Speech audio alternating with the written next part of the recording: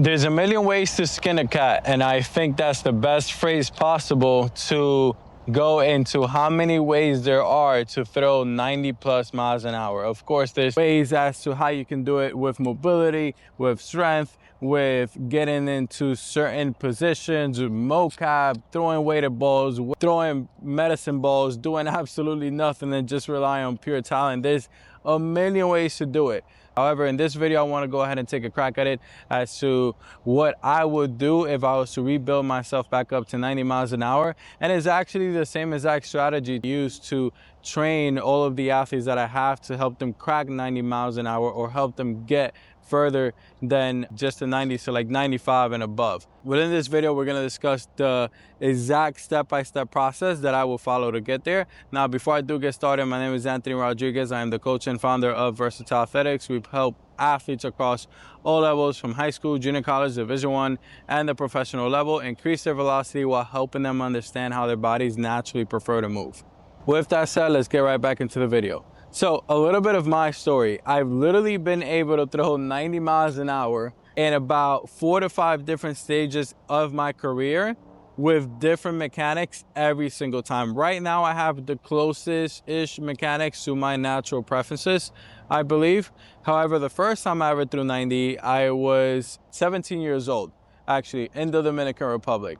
I was training out there, and just as a little reference for you guys, I grew up with the Dominican Republic style of training, where it was just sprint, lawn tossing, throwing, we call it a molinete, and it's essentially a smaller softball with nails inside. And of course, going to the gym and just doing a bunch of reps for the smaller muscles, etc. We weren't really big lifters. A lot of it was just moving really explosive, doing a lot of conditioning work, etc. And I mean, that worked for me. And then throughout high school, I was a low 90s lefty. I was up to 94 miles an hour in my high school career. And I got to college, won Division I out of college. I kid you not, that fall, I was down to 76 miles an hour, all right? And I mean, I just thought, it was the first time in college. I was throwing a bunch of baseballs, just overly tired. That was kind of like my thought. I was lifting more. I felt, too tense in my body, but, I was a freshman and I'm just like, I'm going to go ahead and get as big as I possibly can. Essentially, that whole entire year, I struggled throwing 84, 86 with extreme arm pain, and ended up transferring down to a JUCO. Didn't really understand what was going on, so I was trying to find answers. Played at JUCO, still kind of the same exact velocity. Then I went and played at the Northwoods League that summer, and that summer was the first time I was actually over 90 miles an hour. I think I got up to 91. So I'm like, okay, I finally found the sauce. I knew what I had to do. I went back to school and just completely lost everything again. So again, just kind of like college was like the main piece where I would like just lose my velocity for whatever reason. I could go into a tantrum of what those are. However, let's just kind of keep it more up on my story. And, lost it, whatever. Played at 2 different Division I schools thereafter. I mean, just kind of 86, 88-ish. So really just stuck in the mid 80s to high 80s range. It wasn't until I think graduated, which after I understood every single thing that was happening, I became a certified strength and conditioning specialist, a corrective exercise specialist, a motor preference strength coach with a background in kinesiology. I read tons of books. So you already know I was trying to look for the answers. And essentially, I narrowed down to the things that really work for me, why certain things do work, why certain things don't work. And then I rebuilt myself from 78 to 93 miles an hour. So I've literally seen it all. I've tried it all. I've joined about, literally every possible popular program that was out there at the time, from like lifting heavier, the things from like throwing medicine balls, the things from throwing plyometrics, towel drills, trained with gurus. Like there was literally nothing I could have done else besides understanding how my body preferred to move. That's really what hit the biggest break for me. So I took every single thing that I learned. I've helped over 200 plus athletes increase velocity.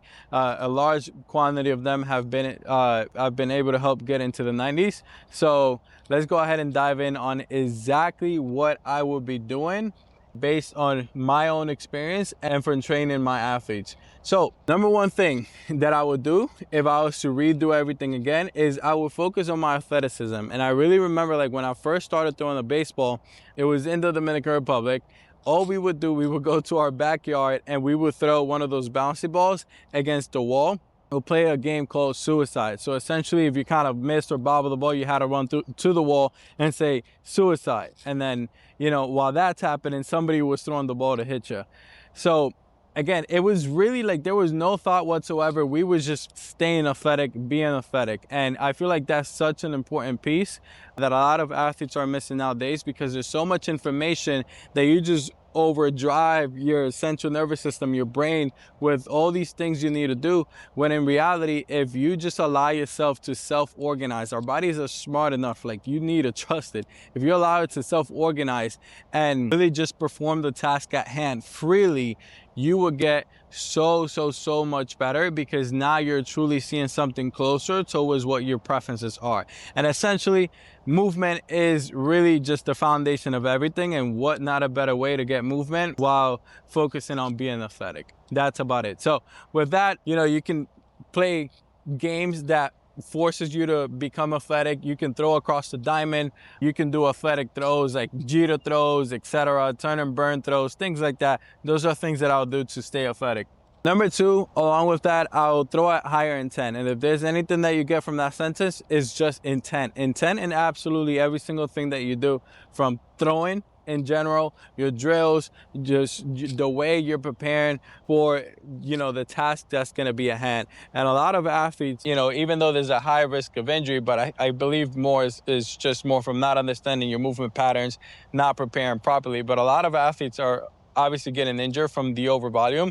But I believe that if you throw at higher intent very frequently, you would teach your body what it's like to move at those higher intensities, and over time develop an adaptation system where, of course, you're going to fatigue, recover, and then you're going to reach a new ceiling. So doing that high intensities while staying and focusing on your athleticism is going to be a huge part in velocity unlock. Now, number three, focus on throwing reps. Right? So ideally, yes, we would like to keep some parameters where you're not throwing 1,000 pitches every single day. But I remember this in the Dominican Republic when I was training out there. They would literally hand you a towel and you had to do mechanics. Like, so the way that we would do it out there, we would break it into 3 steps. We'll go 1, and then you hold it, and then the coach would be like 2, you'll be up here, and then 3 was kind of the ride, and then the throw. And we would literally do that for hours. Was it the best way to teach somebody how to throw baseball? Probably not, but the fact that we just threw and threw and threw and threw, it's hard to not get good when you're building reps on top of reps and reps and reps, right? You're just gonna build that bank of memory of how you should actually be moving or what the steps are. Obviously, when we were on the mound, we weren't thinking about 1, 2, 3. You know, they did a very good job at telling us just go ahead and throw. And they would literally give us a towel and just tell us to do mechanics. Just a 1, 2, 3 step. Of course, they'll then us progress us towards like regular throwing, but we were out there just doing towel drills for a whole hour, just doing reps on reps on reps on reps on reps, right? So ideally, if I was to do something different on that, I'll definitely put some more parameters on the amount of times that you're throwing, but definitely throwing reps would help you increase your velocity because you're going to be more in tune with your movement. Now, number 4 is we're going to focus on movement quality in the gym, not necessarily lifting heavy with shitty posture.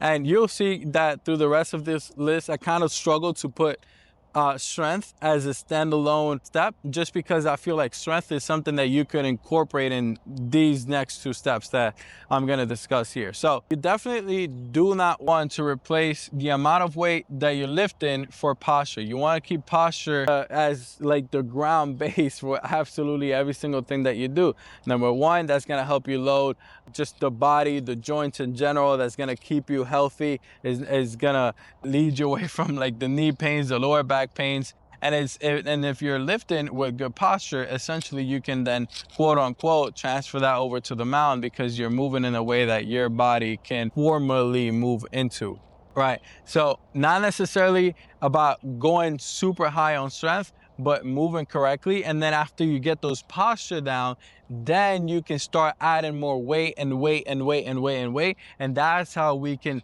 sneak in the strength side of things without just focusing on that as the main thing. Now, leads me into number 5.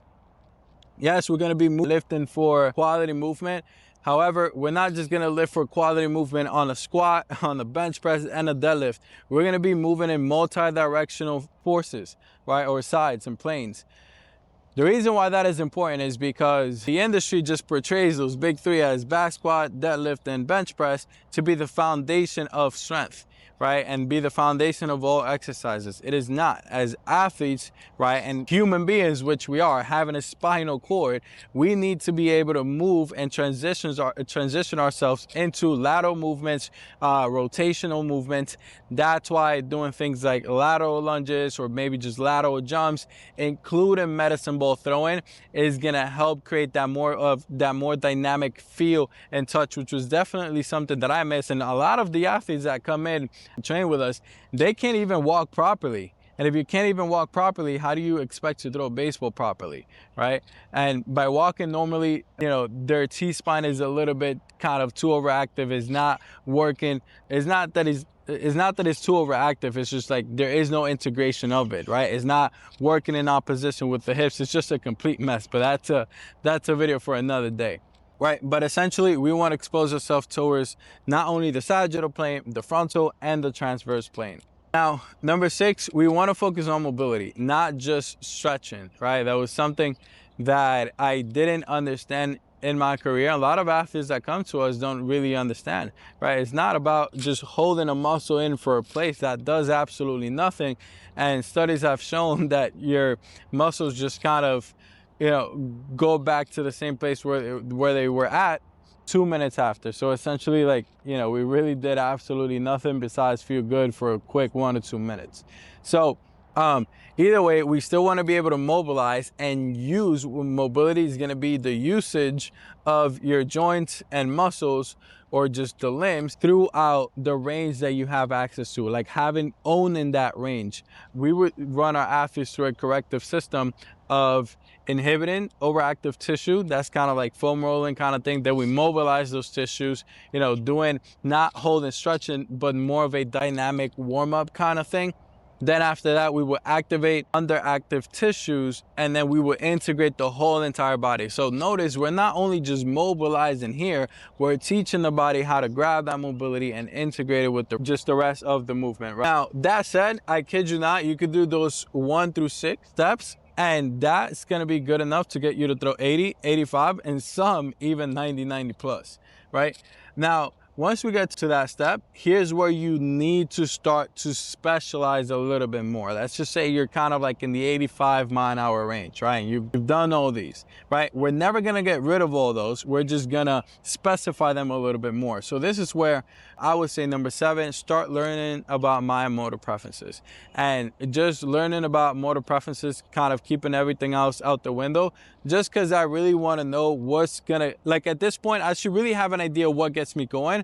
I just want to know kind of like the full story-ish of it. Or even if I don't have to know it, like a coach that knows it can help me modify the rest of the steps from 1 through 6 a lot better for me. Now, in addition to that, we're also, for number 8, we're gonna do a movement assessment. This is to find out any movement restrictions that I have, why I can't get into better positions, which is gonna go hand in hand with the motor preferences, because it's gonna help me understand, again, each exact step or how my body should be moving in the positions that it should be trying to get into.